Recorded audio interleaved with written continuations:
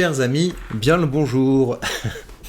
Vous voyez ce sourire, c'est parce que j'ai dû ce matin faire un petit peu de gestion de portefeuille parce que voilà, les marchés ont remonté et il s'est passé des trucs sur mon portefeuille et je vais vous en entretenir dans cette vidéo et vous allez voir, en fait, je m'en suis pas trop mal sorti, mais quand même oulala, Starbucks, j'avais pas vu ça. Vous avez vu Starbucks?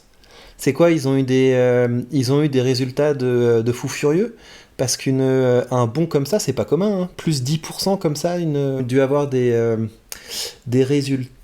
Starbucks s'envole grâce à des résultats supérieurs à ceux du quatrième trimestre et à des prévisions de bénéfices élevées pour l'année en cours. Bah écoute, c'est très bien. Si tu peux arrêter de me foutre la honte, Starbucks, je t'en serais très reconnaissant.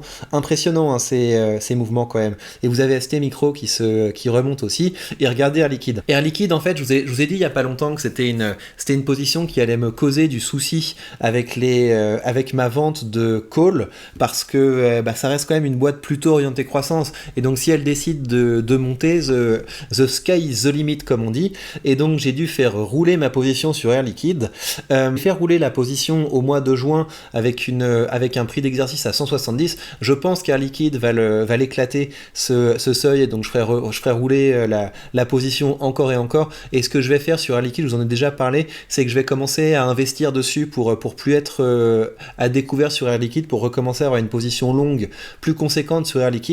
Là où je m'en suis pas mal sorti sur ce trade, c'est que j'ai beaucoup réduit le spread. Je vous rappelle, hein, l'idée, c'est que j'ai vendu 2 options sur 2 contrats sur Air Liquide. J'ai seulement 20 actions Air Liquide en portefeuille, donc ça veut dire que ma position ne couvre pas l'option que j'ai vendue, et c'est pour ça que j'achète un call au-dessus du call que j'ai vendu, parce que le pire qui puisse se passer, ce serait qu'Air Liquide arrive, disons, je sais pas moi, à 184, 185, 190, et ma perte maximale, c'est ça. Parce que si on imagine, on clôture là le 21 juin, et enfin il sera passé tellement de trucs depuis, mais imaginez on clôture comme ça le 21 juin et on est à 184, ce qui se passe, c'est que mon courtier va me pousser à acheter une option à 181 et la revendre à 170 à la personne qui est en face du contrat, et donc ça veut dire que la perte maximale, c'est l'écart entre les deux.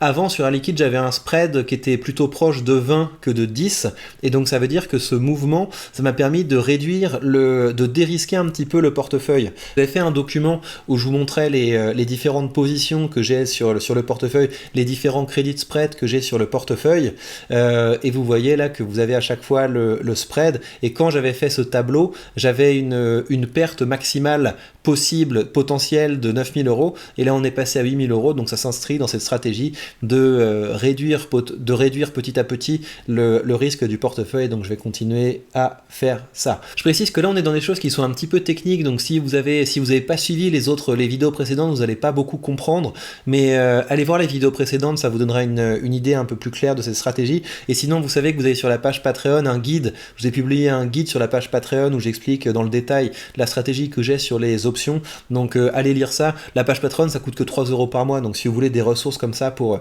mieux saisir, pour mieux comprendre, c'est pas grand chose. Ça, c'est le premier mouvement que j'ai fait. L'autre mouvement que j'ai fait, c'est sur la position AXA. Donc AXA a commencé aussi à pas mal décoller, donc j'ai aussi fait rouler ma position AXA, et sur la position AXA, l'un dans l'autre, j'ai gagné quelque chose comme 45 euros, donc ce sont les premiers revenus de ce mois de novembre. On a touché nos premiers revenus du mois de novembre, mais ça va être sportif, hein, ça va être sportif si les marchés se mettent en mode bull run. Les options, vous êtes quand même, enfin en tout cas les calls, vous êtes plus à l'aise avec les calls quand les marchés sont baissiers, parce que vos prix d'exercice ont tendance à s'éloigner, et donc là on est dans un marché où ça deviendrait peut-être intéressant de vendre des puts, ce qui fait que je vends pas de put. Donc vendre un put, c'est vous mettez un contrat, par exemple, vous vendez un put Air Liquide à 160, ça veut dire que vous vous engagez à acheter des actions Air Liquide si Air Liquide passe atteint ou passe en dessous de 160, voilà. Ce qui fait que je préfère vendre des calls que vendre des puts, c'est que j'ai toujours peur, en fait, avec les puts, que il y ait une baisse brutale de l'entreprise qu'on a en portefeuille et que cette baisse soit justifiée en fait. Qu'on se retrouve dans une situation où bah voilà, ça s'écrase complètement parce qu'on s'est rendu compte qu'ils ont truqué leur compte ou parce qu'ils ont perdu un énorme client ou parce que quoi que ce soit, le business s'effondre, etc. Donc c'est un petit peu gênant de se retrouver dans une situation où on est forcé à acheter une entreprise précisément dans un contexte où tout le monde cherche à la fuir. Alors que quand vous êtes vendeur de call comme moi, bah vous avez le temps de venir. Vous avez le temps de venir, vous essayez d'accompagner vos entreprises à la hausse petit à petit et au moins bah, vous êtes en gain avant d'être en perte en quelque sorte. Et vous pouvez toujours éviter d'avoir des pertes en faisant rouler vos options. Donc voilà, j'ai dû faire un petit peu de gestion de portefeuille et c'est vrai que ma stratégie est un petit peu plus active que d'autres stratégies que vous pourriez avoir, mais la contrepartie de ces stratégies, c'est que bah, ça m'a permis de dégager beaucoup de cash et c'est là qu'on voit que la stratégie était pas si bête parce que tout le cash que j'ai généré comme ça avec la vente d'options, bah, c'est du cash que j'ai pu investir notamment dans le SP500. Vous voyez, j'ai mis et dans mes autres ETF en fait. Vous voyez, j'ai acheté des gros paquets du SP500 quand ils étaient aux alentours de 38-39 et cet ETF, le Vanguard, je me souviens plus exactement, mais je l'ai renforcé quand il était repassé en dessous de mon prix moyen d'achat. Donc c'est ça qui est intéressant avec cette stratégie, c'est que la stratégie de vente de call m'a permis de dégager du cash à un moment où j'en avais besoin et de le réinvestir pour choper ce qui semblait être un petit bas du marché. Et si les marchés rebaissent, bah, ce sera très bien. Ce sera le moment de jouer un petit peu avec les options que j'ai en portefeuille. C'est donc ça la stratégie que j'ai, vous le savez. J'ai des entreprises dans lesquelles je crois, des entreprises sur lesquelles je fais des options pour augmenter leur rendement et je réinvestis un maximum de cet argent dans mes ETF pour avoir une partie passive de ce portefeuille qui grandit au fur et à mesure. Alors, deuxième sujet de cette vidéo, je trouvais que c'était intéressant de vous lire un gentil commentaire que j'ai reçu sur cette chaîne. Donc, commentaire que j'ai reçu sous la vidéo où je vous présentais le stock screener pour récupérer de bonnes actions à dividendes. Alors, voilà ce que me dit Virginie Borderès 82 500. Et sinon, un boulot, un vrai, qui n'utilise pas la sueur des autres pour exister, qui apporte une vraie plus-value au bien commun. Tout cela ne sert qu'à engraisser des fainéants, à rien faire à part exploiter autrui, pas assez courageux pour mettre les mains dans le cambouis. Je vous vomis, bande de parasites. Donc on sent que c'est un commentaire de français en fait. Je pense que là vous avez une bonne partie des Français qui pensent comme ça. Et donc je pense qu'il faut être gentil, il faut répondre avec de la pédagogie. Donc c'est ce que j'ai fait. Je lui ai dit merci pour votre gentil commentaire qui sera l'objet d'une vidéo. Gardez la pêche. Je pense que c'est très important que les gens gardent la pêche. Vous voyez, il faut garder la pêche. Il faut toujours garder la pêche. Que peut-on répondre à ce commentaire? Et sinon, un vrai boulot, un vrai. Ça c'est un premier truc, c'est que souvent les gens ont tendance à opposer le monde du capital et du travail. C'est vraiment une vision marxiste de base en fait du monde.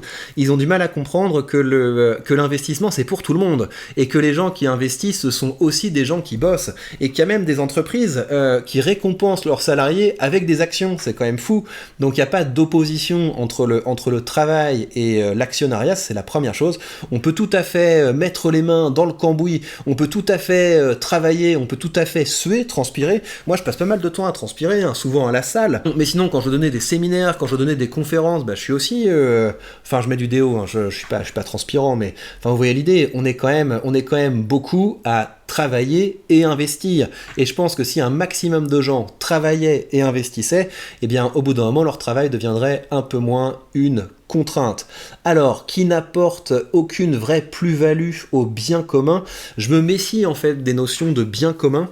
C'est peut-être parce que je suis un petit peu individualiste, mais en général, ce que les gens appellent bien commun, c'est leur vision du monde qu'ils voudraient imposer à tous. Je pense qu'on s'en sort pas mal en fait quand personne essaie de nous imposer un bien commun, et je pense que la plupart des horreurs de l'histoire ont été commises au nom du bien commun. Donc je pense que le bien commun, c'est bien gentil. Je pense qu'il faut s'occuper de son bien-être à soi, parce que c'est quand on s'occupe de son bien-être à soi qu'on devient une personne plus fiable, une personne sur qui on peut compter, et une personne qui veut vraiment aider les autres. Parce que moi, je ne connais pas Virginie, mais j'imagine que si elle est dans cette situation de colère et de haine, peut-être que les choses ne se sont pas goupillées comme elle le souhaitait. Peut-être qu'elle a du mal à boucler les fins de mois, et donc c'est pas elle que les gens vont retrouver. Je sais pas si voilà, il y a une tempête et il y a un arbre qui tombe sur le toit de la maison de son cousin, bah c'est pas elle qui va sortir de l'argent pour aider son cousin. Voilà, c'est un peu ça l'idée. Donc le fait de s'occuper de vous et de commencer à être capable d'avoir des finances saines, d'apporter de la valeur, de créer de la valeur, de se développer, de générer de l'argent et de le faire travailler, bah ça fait qu'au bout d'un moment on est une personne sur qui on peut compter. Et moi j'espère que mon parcours vers la liberté financière, ça me permettra de porter assistance d'abord à mes enfants, ensuite à mes parents, à mes frères et sœurs si un jour il y en a besoin. Et s'il y a un bien commun, c'est ça, c'est que les gens s'occupent d'eux pour ne pas avoir besoin d'être agressifs avec les autres, d'enquiquiner les autres, et ce sera déjà très bien. Tout cela ne sert qu'à engraisser des fainéants et à rien faire à part exploiter autrui. Là, il faudrait revenir un petit peu aux bases du capitalisme. Regarde, imagine la ZAD. Tu vois, t'as une ZAD. T'as une ZAD, les gens ils sont en mode ouais, on veut pas qu'il y ait d'aéroport, etc. Donc t'as une ZAD, t'as des gens qui sont dans cette ZAD et puis ils essaient de s'organiser, tu vois. Et puis il y en a un qui a un peu des compétences pour se dire les gars, moi je suis super bon pour faire du pain. Imaginez si on était capable de se créer un four qui fasse chauffer le pain, on serait pas mal là parce que je pourrais vous faire du pain pour tout le monde, etc. Le problème c'est que j'ai pas d'argent pour créer un four à pain. Et ben là, ses amis peuvent lui dire écoute, on va créer un truc qui est vachement intéressant, c'est que on va t'avancer un petit peu d'argent, tu vois, parce que moi je fais du tricot, j'en ai vendu 2-3, etc. Et puis moi quand j'écrase ma canette de bière, j'en fais un petit cendrier, je le vends dans le métro, etc. Puis il y a Jean-Mathéo qui jongle au feu rouge et qui récolte quelques pièces, etc. Si on se met tous ensemble, on va pouvoir investir pour pouvoir te créer ce four à pain. Par contre, la contrepartie, c'est que quand tu auras créé du pain, tu nous donneras un petit peu de pain.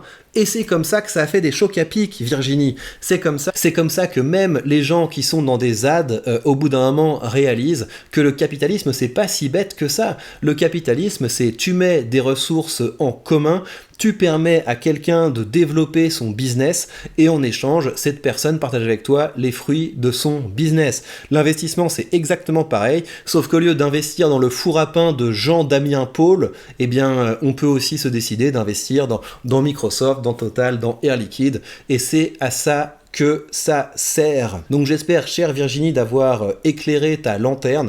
Et la bonne nouvelle, c'est que si tu commences à avoir ta vision du monde qui progresse, qui augmente un petit peu en complexité, eh bien tu as tout un tas de ressources gratuites sur Internet pour pouvoir apprendre à investir.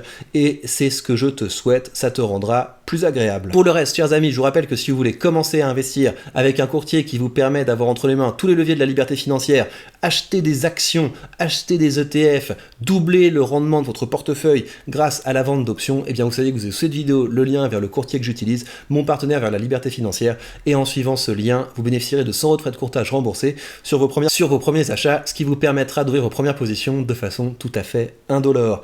Dernière petite chose, sur la page Patreon, je viens de publier une vidéo où je vous montre une nouvelle position que j'ai ajoutée au portefeuille alpha, et je vous montre tout le processus de réflexion qui m'a amené à choisir cette entreprise. Donc si vous voulez plus de contenu sur l'investissement, et ce qui est bien, c'est que vous pouvez également poser toutes vos questions, et je fais régulièrement des FAQ en vidéo aux questions que vous avez au fur et à mesure que je partage du contenu avec vous.